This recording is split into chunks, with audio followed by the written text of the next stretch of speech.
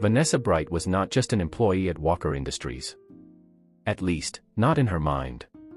To herself, she was the main character, the heroine of a domineering CEO romance novel that was surely being written by the universe itself. Every morning, she entered the gleaming skyscraper like she was walking down a red carpet. The revolving glass doors spun her into destiny, her heels clicking against marble tiles as if announcing, "The heroine has arrived."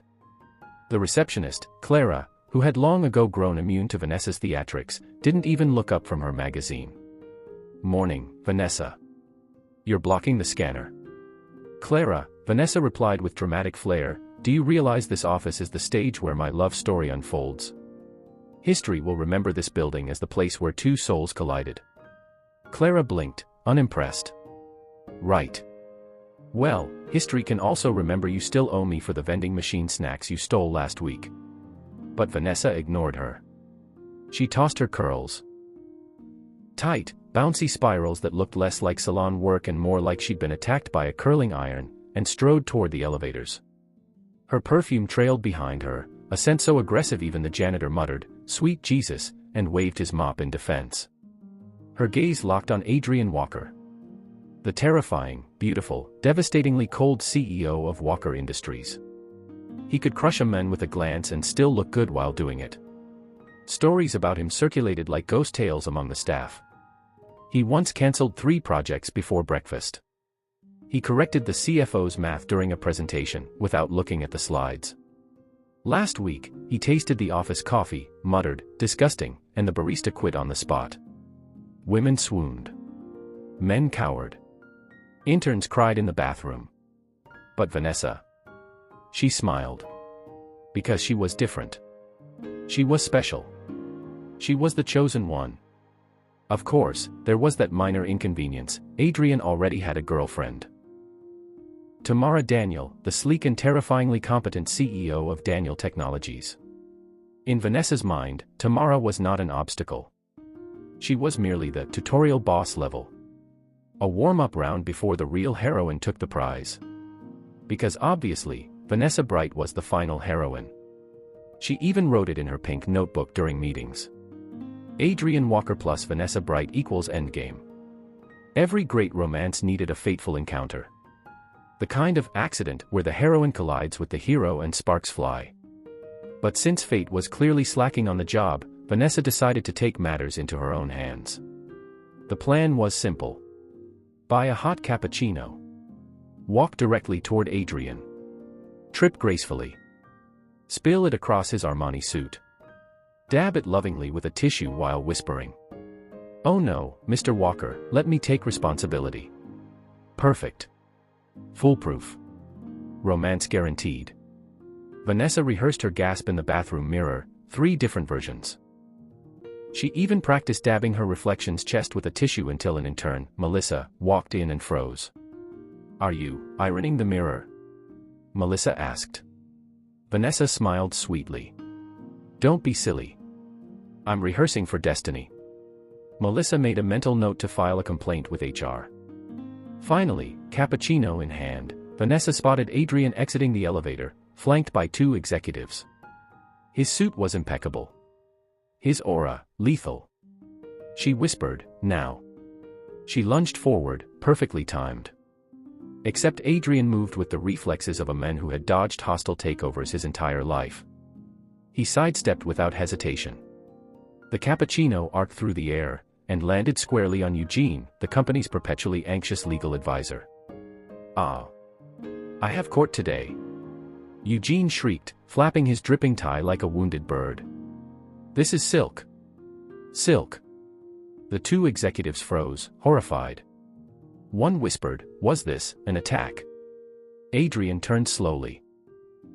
His gaze locked on Vanessa, sharp enough to slice glass. "Miss Bright," he said, voice smooth and deadly, "if you're attempting corporate sabotage, might I suggest not using cappuccino?" Vanessa nearly swooned.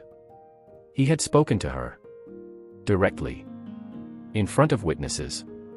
In her head, rose petals fell. A violin played. This was their moment. "This," she whispered dreamily, "is love." Meanwhile, Clara's voice rang out over the intercom.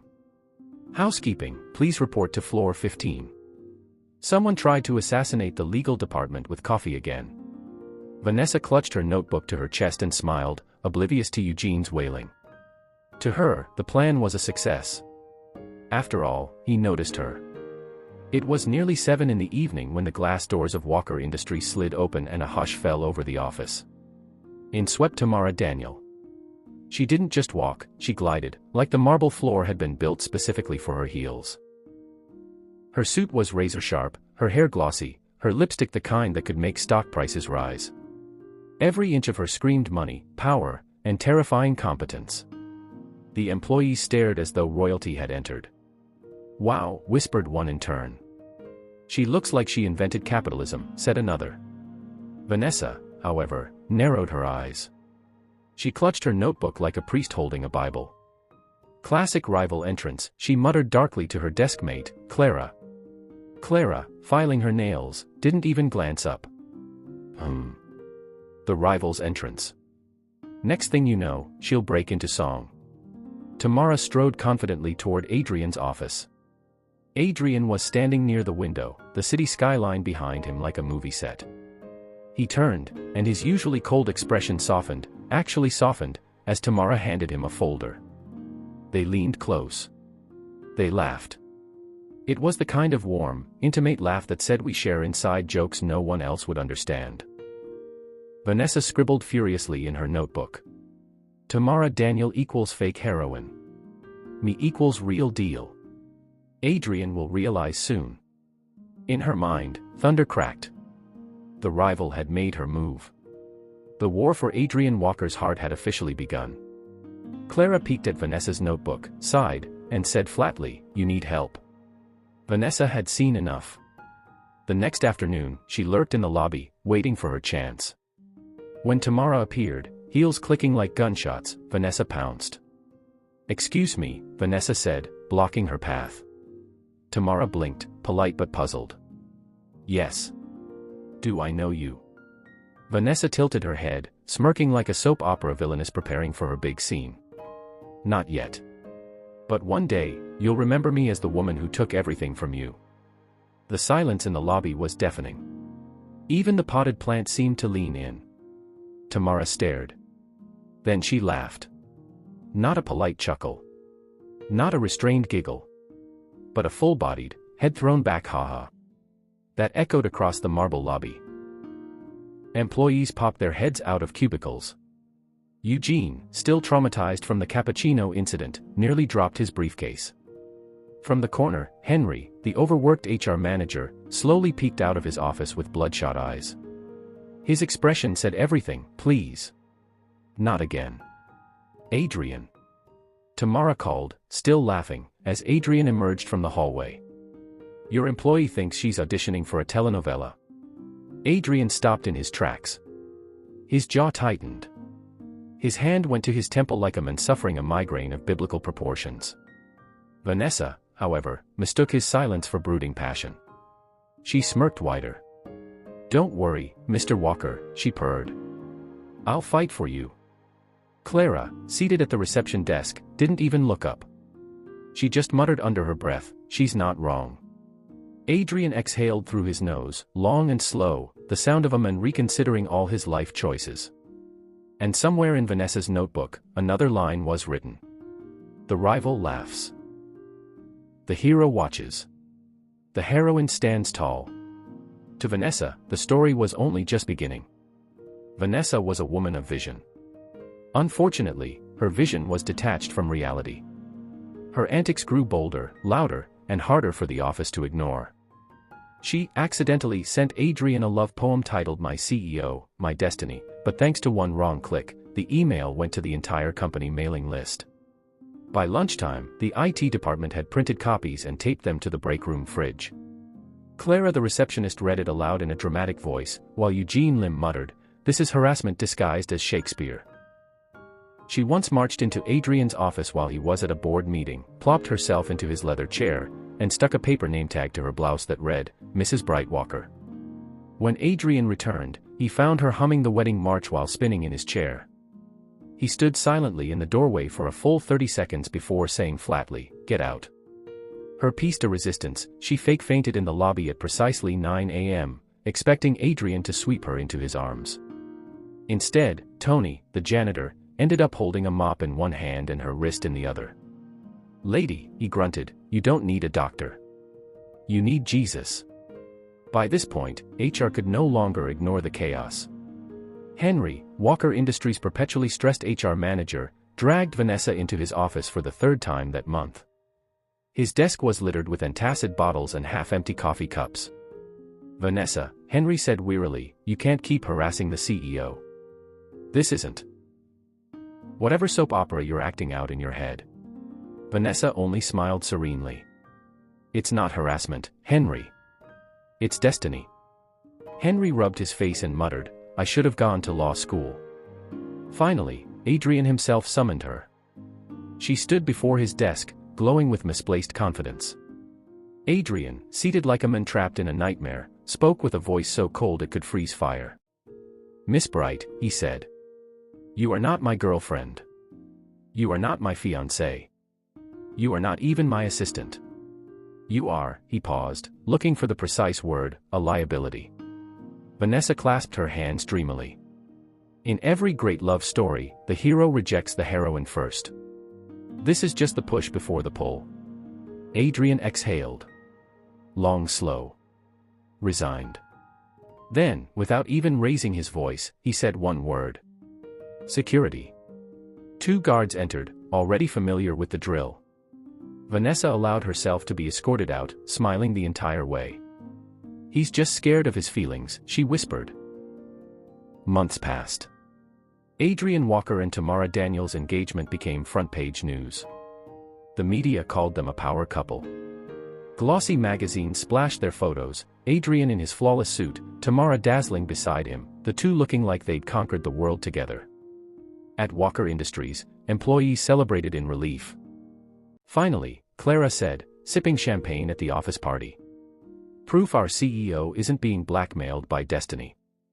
Eugene toasted, to freedom from poetry in the inbox. Even Henry smiled for the first time in years. But elsewhere, Vanessa Bright was plotting. Adrian Walker and Tamara Daniel were married. Not just in magazines, not just in Instagram posts, not just in whispered gossip at the office. They were really married, husband and wife, rings on their fingers, vows exchanged, and a joint mortgage on a penthouse that cost more than most people's lifetime salaries. And nothing Vanessa Bright could say, or scream in a sequined dress, would change that. She had been there. She had seen it.